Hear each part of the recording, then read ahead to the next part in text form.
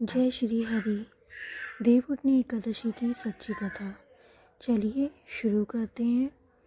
बहुत समय पहले सूर्यवंशी राजा मांधाता का राज्य था। उनका शासन धर्म, न्याय और समृद्धि से भरा हुआ था। लोग सुखी थे, फसलें लहलहा रही थीं और राज्य में किसी को कोई दुख नहीं था। लेकिन एक बार कई वर्षों तक वर्षा नहीं हुई। नदियाँ सूख गईं, खेत बंजर हो गए और प्रजा दुखी हो उठी। राजा मांधाता ने तपस्या की, यज्ञ किए, लेकिन वर्षा नहीं हुई।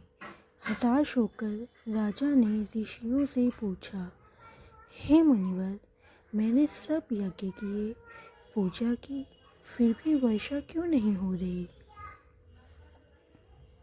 इस बात को सुनकर ऋषि बोले, हे राजन, इस समय भगवान विष्णु योग निद्रा में हैं। जब तक वे नहीं जागेंगे तब तक वर्षा नहीं होगी और सुख समृद्धि भी वापस नहीं लौटेगी। आप प्रबोधिनी एकादशी का व्रत करें, भगवान की पूजा करें, तब वे जागेंगे और वर्षा होगी। राजा मांधाता ने पूरे श्रद्धा भक्ति से देवउठनी एकादशी का व्रत किया। उन्होंने क्षीर सागर में शेषनाग की सैया पर सोए भगवान विष्णु की मूर्ति बनाकर उनका जागरण किया। प्रातःकाल जब भगवान विष्णु जागे तो पूरे ब्रह्मांड में आनंद छा गया।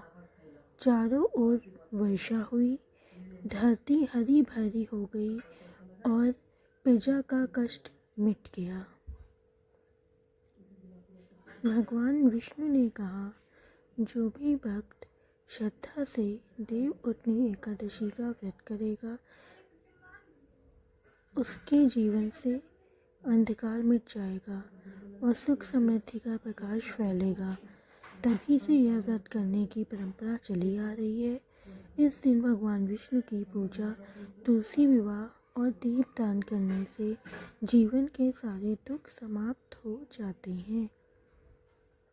दोस्तों, इस वर्ष जो दीपदान है वो 1 नवंबर 2025 को है। हे विष्णु, हमारे जीवन में कृपा करें और शांति का प्रकाश भर दीजिए। जय श्री हरि।